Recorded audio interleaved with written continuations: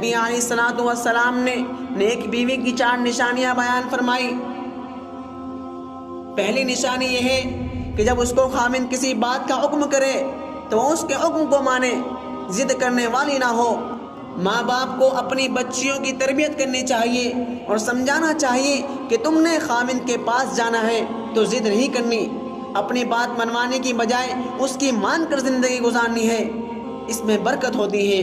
یہ بات ضرور سمجھانی چاہیے کیونکہ شوہر بیوی کا ناز و انداز کا ایک تعلق ہوتا ہے اور لڑکیاں اکثر چھوٹی چھوٹی بات پر ضد کرنے لگ جاتی ہیں۔ دوسری نشانی یہ ہے کہ جب خاوند اس کی طرف دیکھے تو اس کا دل خوش ہو جائے۔ کیا مطلب یہ ہے کہ وہ گھر میں صاف کپڑے پہنے، ایسا نہ ہو کہ جب وہ گھر سے نکلے تو فیشن کپڑے پہنے اور گھر میں بھنگن بنی پھرے۔ یہ بھی نہ ہو کہ گھر میں گندی سی بنی رہے اور اس کے بدن سے بو آ رہی ہو، اور باہر نکلے تو خوشبو لگا کر نکلے۔ شریعت نے اس کو پسند نہیں کیا۔ ایک تو صاف ستھری بن کر رہے اور دوسرا اس کے چہرے پر خاوند کے لیے مسکراہٹ ہو، یہ نہ ہو کہ ہر وقت ہی منہ بنائے پھرے۔ تیسری نشانی یہ بتائی کہ اگر خاوند کسی بات پر قسم کھا لے تو تم ایسا کرو تو وہ اس کی قسم کو پورا کر دے۔ چوتھی نشانی یہ ہے کہ جب خاوند گھر میں نہ ہو تو وہ اس کے مال اور آبرو کی حفاظت کرے۔ ایک مرتبہ حضور اکرم صلی اللہ علیہ وسلم کی محفل میں بات چلی کہ دنیا کی عورتوں میں سے بہترین عورت کون سی ہے۔ کسی نے کوئی صفت بتائی اور کسی نے کوئی صفت بتائی، خیر بات چیت ہوتی رہی۔ حضرت علی کرم اللہ وجہہ کسی کام سے گھر تشریف لے گئے۔ حضرت فاطمہ رضی اللہ عنہ کو بتایا کہ محفل میں تذکرہ ہو رہا ہے کہ دنیا کی بہترین عورت کون سی ہے، ابھی کوئی فیصلہ نہیں ہوا۔ حضرت فاطمہ رضی اللہ عنہ نے فرمایا میں بتلاؤں کہ دنیا کی سب سے بہترین عورت کون سی ہے؟ فرمایا بتائیے۔ فرمایا دنیا کی سب سے بہترین عورت وہ ہے جو نہ خود کسی غیر مرد کی طرف دیکھے اور نہ کوئی غیر مرد اس کی طرف دیکھ سکے۔ حضرت علی رضی اللہ عنہ محفل میں واپس تشریف لائے اور حضور اکرم صلی اللہ علیہ وسلم سے عرض کیا یا رسول اللہ، میری اہلیہ نے دنیا کی بہترین عورت کی پہچان بتائی کہ جو نہ خود کسی غیر محرم کو دیکھے نہ ہی کوئی غیر محرم اسے دیکھ سکے۔ نبی اکرم صلی اللہ علیہ وسلم نے فرمایا فاطمہ تو میرے جگر کا ٹکڑا ہے۔ اللہ والوں نے لکھا ہے کہ بیوی میں 4 صفات ضرور ہونی چاہیے۔ پہلی صفت اس کے چہرے پر آیا ہو۔ یہ بات بنیادی حیثیت رکھتی ہے کہ جس عورت کے چہرے پر آیا ہوگی اس کا دل بھی آیا سے لبریز ہوگا۔ مثال مشہور ہے، چہرہ انسان کے دل کا آئینہ ہوتا ہے۔ حضرت ابو بکر صدیق رضی اللہ عنہ کا قول ہے کہ مردوں میں بھی حیا بہتر ہے مگر عورتوں میں بہترین ہے۔ دوسری صفت فرمائی جس کی زبان شیرنی ہو، یعنی جو بولے تو کانوں میں رس گھولے، یہ نہ ہو کہ ہر وقت خاوند کو جلی کٹی سناتی رہے یا بچوں کو بات بات پر جھڑکتی رہے۔ تیسری صفت یہ کہ اس کے دل میں نیکی ہو۔ چوتھی صفت یہ کہ اس کے ہاتھ کام کاج میں مصروف رہے۔ یہ خوبیاں جس عورت میں ہو یقیناً وہ بہترین بیوی کی حیثیت سے زندگی گزار سکتی ہے۔ یہ بات ذہن میں رکھیے کہ اگر اپنی بیٹی کے لیے کوئی آدمی رشتہ ڈھونڈے تو اس کے لیے 2 مثالیں کافی ہیں جو ہمیں رسول پاک صلی اللہ علیہ وسلم کی مبارک زندگی سے ملتی ہے۔ نبی پاک صلی اللہ علیہ وسلم نے اپنی بیٹی کے لیے کیسا داماد پسند کیا۔ ایک مثال حضرت علی کی ہے جو رشتے میں قریبی تھے، جرأت اور شجاعت میں ان کا کوئی ثانی نہیں تھا۔ اللہ نے ان کو شیر کا دل عطا کیا تھا، مشقت اٹھانے والا بدن تھا، ذمہ داریاں نبھانے والے انسان تھے۔ سب سے بڑی بات یہ کہ اللہ تعالیٰ نے ان کو بہت زیادہ علم عطا کیا تھا۔ تو معلوم ہوا کہ اپنی بیٹی کے لیے رشتہ ڈھونڈنا ہو تو اس سے بہتر مثال اور کوئی نہیں مل سکتی۔ دوسری مثال حضرت سیدنا عثمان غنی رضی اللہ عنہ کی ہے۔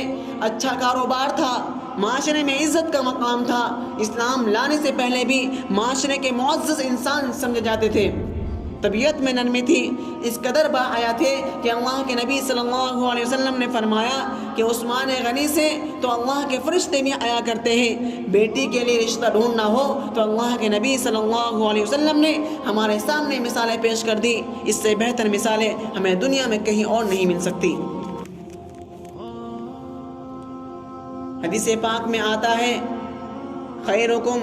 خیرکم لأہلہ، تم میں سب سے بہتر وہ ہے جو اپنے اہل خانہ کے لیے بہتر ہو۔ انا خیرکم لأہلی، میں اپنے اہل خانہ کے لیے تم میں سب سے بہتر ہوں۔ تو نبی اکرم صلی اللہ علیہ وسلم نے اپنی زندگی کو مثال بنا کر پیش کیا۔ کسی بندے کی اچھائی کا اندازہ لگانا ہو تو اس کے دوستوں سے نہ پوچھے، کاروبار نہ دیکھے، پوچھنا ہو تو اس کی بیوی سے ذرا پوچھے کہ یہ کیسا انسان ہے۔ اگر بیوی کہے کہ اس کی معاشرت اچھی ہے تو وہ اچھا انسان ہے۔ فرمایا ایمان والوں میں سب سے کامل ایمان والا وہ ہے جس کے اخلاق اچھی ہو۔ ایک مرتبہ نبی کریم صلی اللہ علیہ وسلم کے پاس ایک عورت آئی اور کہا میرا خاوند بات بات پر غصہ کرتا ہے، یہاں تک کہ مارتا بھی ہے۔ یہ بات دونوں کان کھول کر سننے والی ہے۔ بیوی نے آ کر نبی پاک صلی اللہ علیہ وسلم کی محفل میں کہا کہ اللہ کے نبی، میرا خاوند مجھے چھوٹی چھوٹی بات پر جھڑکتا ہے، یہاں تک کہ مجھے مارتا ہے۔ تو اللہ کے نبی صلی اللہ علیہ وسلم نے فرمایا تمہارا چہرہ سیاہ ہو، تم اپنی بیوی کو باندھی کی طرح مارتے ہو، پھر اس کے ساتھ تم بوس و کنار کرتے ہو، کیا تمہیں اس بات پر حیا نہیں آتی؟ یعنی ایک وقت میں تم اس سے اتنا قریب کر رہے ہو، دوسرے وقت میں تم اسے باندھی کی طرح مار رہے ہو۔ یہ الفاظ ہمیں پیغام دے رہے ہیں کہ بیوی گھر کی نوکرائی نہیں بلکہ شریک حیات ہے۔ ہاں اگر وہ کوئی کبیرہ گناہ کر بیٹھے اور سمجھانے سے بھی نہ سمجھے تو اب شریعت نے ایک حد مقرر کی ہے کہ اسے اس حد تک اجازت دی ہے۔ سنیے، اللہ تعالیٰ نے حضرت آدم علیہ السلام کو تو مٹی سے بنایا، لیکن جب اماں حوا کو پیدا کیا تو روایت میں آتا ہے حضرت آدم علیہ السلام کی پسلی سے ان کو نکالا، گویا عورت کو اللہ تعالیٰ نے مرد کی پسلی سے نکالا۔ اس میں بھی ایک میسج ہے۔ یہ شوہر بیوی کے درمیان ایسا تعلق ہے، ہم نے عورت کو تمہاری پسلی سے نکالا، پاؤں سے اس لیے نہیں بنایا کہ تم اسے پاؤں کی جوتی نہ سمجھ لینا، سر سے اس لیے نہیں بنایا کہ تم اس کو سر پہ نہ بٹھا لینا، ہم نے اسے پسلی سے بنایا ہے اور یہی تمہارے دل کے سب سے زیادہ قریب ہے۔ لہذا اے خاوند، تم اپنے بیوی کو دل کے قریب رکھنا، تمہاری زندگی اچھی گزر جائے گی۔ شادی کا بنیادی مقصد یہ ہے کہ شوہر بیوی کے ذریعے گناہوں سے بچ جائے اور بیوی اپنے شوہر کے ذریعے گناہوں سے بچے۔ اس لیے ان دونوں کو زندگی کے ساتھی کہا۔ دونوں نے ایک دوسرے کے ذریعے سے گناہوں سے بچنا ہوتا ہے اور اللہ تعالیٰ کی فرما برداری والی زندگی گزارنے میں ایک دوسرے کا معاون بننا ہوتا ہے۔ ان کا تعلق ایک دوسرے کے ساتھ اتنا مضبوط ہے کہ قرآن مجید میں ان کے تعلق کے بارے میں ایسی مثال دی کہ دنیا کا کوئی مذہب ایسی مثال نہ دے سکے۔ ارشاد فرمایا ہن لباس لکم وانتم لباس لہن، تمہاری بیویاں تمہارا لباس ہے اور تم اپنی بیویوں کو لباس ہو۔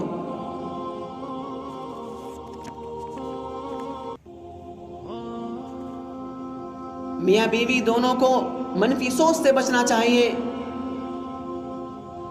یعنی جو آدمی اچھا لگتا ہو اس کا ہر کام اچھا لگتا ہے اور جو آدمی برا لگتا ہو اس کا ہر کام برا لگتا ہے۔ شوہر بیوی میں اگر منفی سوچ ہو تو ایک دوسرے کی ہر بات زہر معلوم ہوتی ہے۔ حکایت ہے کہ ایک بزرگ کی بیوی ان سے ہر وقت لڑتی جھگڑتی رہتی تھی۔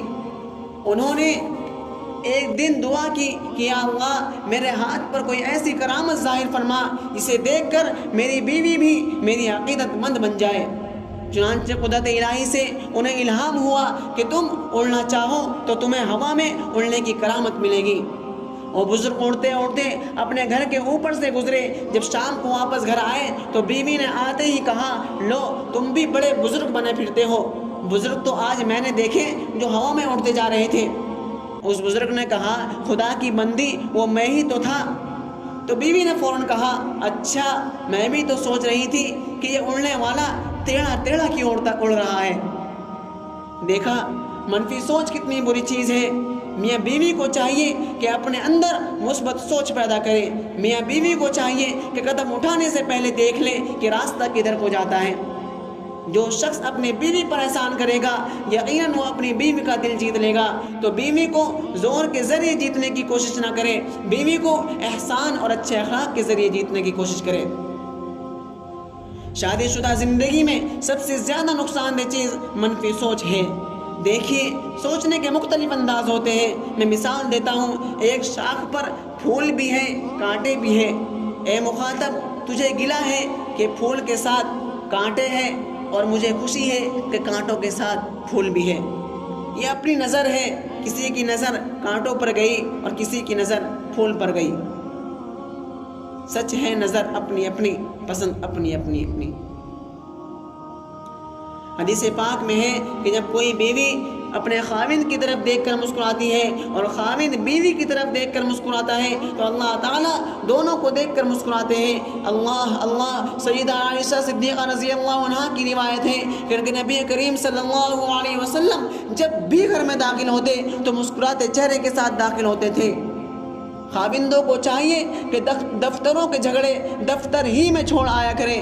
جب گھر میں داخل ہو تو مسکراہٹیں بکھیرتے ہوئے سنت پر عمل کا ثواب بھی ملے گا اور جواب میں بیوی کی مسکراہٹ بھی ملے گی.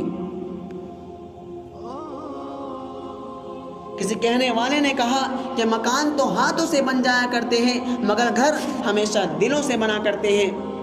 اینٹیں جڑتی ہیں مکان بن جاتے ہیں مگر جب دل جڑتے ہیں تو گھر آباد ہو جایا کرتے ہیں.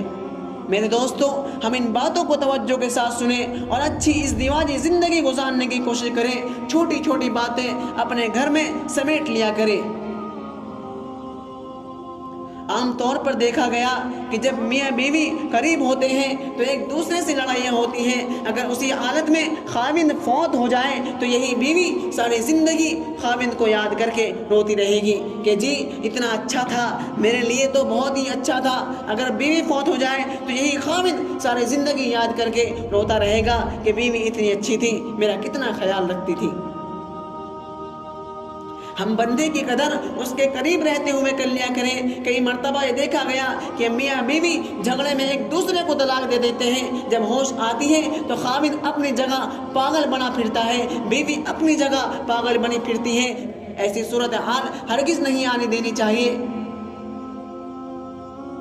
معافی سے کام لینا چاہیے بلکہ ایک روٹھیں تو دوسرے کو منا لینا چاہیے.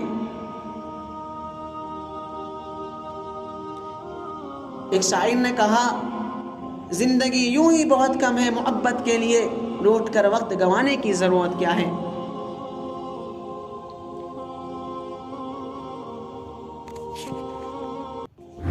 علماء کرام نے ایک واقعہ لکھا ہے کہ ایک بیوی بہت خوبصورت تھی جبکہ خاوند بہت بدصورت اور شکل کا انوکھا تھا, رنگ کا کالا تھا. بہرحال زندگی گزر رہی تھی. نیک معاشرے میں زندگی گزر جایا کرتی ہے. ایک موقع پر خاوند نے بیوی کی طرف دیکھا تو مسکرایا, خوش ہوا. بیوی دیکھ کر کہنے لگی کہ ہم دونوں جنتی ہیں. اس نے پوچھا یہ آپ کو کیسے پتہ چلا؟ بیوی نے کہا جب آپ مجھے دیکھتے ہیں خوش ہوتے ہیں, شکر ادا کرتے ہیں, اور جب میں آپ کو دیکھتی ہوں تو صبر کرتی ہوں. شریعت کا حکم ہے کہ صبر کرنے والا بھی جنتی ہے اور شکر کرنے والا بھی جنتی ہے. ہمارا یہ تجربہ ہے کہ ہمارے اس مسلمانوں کے ماحول میں 99% مسلمان بچیاں شادی کے وقت جب رخصت ہوتی ہیں تو ان کی دل کی یہ نیت ہوتی ہے کہ میں نے آج جا کر اپنا گھر بسانا ہے. 99% بچیاں گھر بسانے کی نیت سے رخصت ہوتی ہیں. آگے خاوند پر منحصر ہے, اگر اس نے صحیح برتاؤ کیا تو گھر آباد ہو جائیں گے, اگر اس نے غلط برتاؤ کیا تو گھر برباد ہو جائیں گے. تو گھر کی بنیاد یہ خاوند پر منحصر ہوتی ہے کہ وہ کس طرح بیوی کو رکھتا ہے. بیوی تو آتی ہی اسی نیت کے ساتھ ہے کہ میں نے تو اپنا گھر بسانا ہے. آخرکار اس نے ماں کو کیوں چھوڑا, باپ کو کیوں چھوڑا, بہن بھائیوں کو کیوں چھوڑا, اپنے وطن کو کیوں چھوڑا, اپنے گھر کو کیوں چھوڑا؟ سب کچھ اس لیے کہ ایک بندے کی خاطر کہ میں جاؤں گی تو اس کا گھر بساؤں گی. جو بچی اتنی قربانیاں دے سکتی ہے وہ اس سے زیادہ بھی قربانی کر سکتی ہے, مگر اس کو خاوند سے محبت ملنی چاہیے, پیار ملنا چاہیے, اچھے اخلاق ملنے چاہیے. تو اس سے معلوم ہوا کہ خاوند کا برتاؤ اچھا ہو گھر اچھا بن جاتا ہے, خاوند کا برتاؤ برا ہو گھر برباد ہو جاتا ہے. اسی لیے کسی نے عجیب بات کہی، جب اینٹیں جڑ جاتی ہیں مکان بن جایا کرتے ہیں، لیکن جب دل جڑ جاتے ہیں گھر آباد ہو جایا کرتے ہیں۔ تو خاوند کو چاہیے کہ دل کو جوڑے اور اپنے گھر کو آباد کرے۔ دیکھیے پھر اللہ تعالیٰ کی طرف سے کیسی رحمتیں ہوتی ہیں۔ اللہ رب العزت ہمیں خوشگوار ازدواجی زندگی گزارنے کی توفیق نصیب فرمائے۔ وآخر دعوانا الحمد للہ رب العالمین۔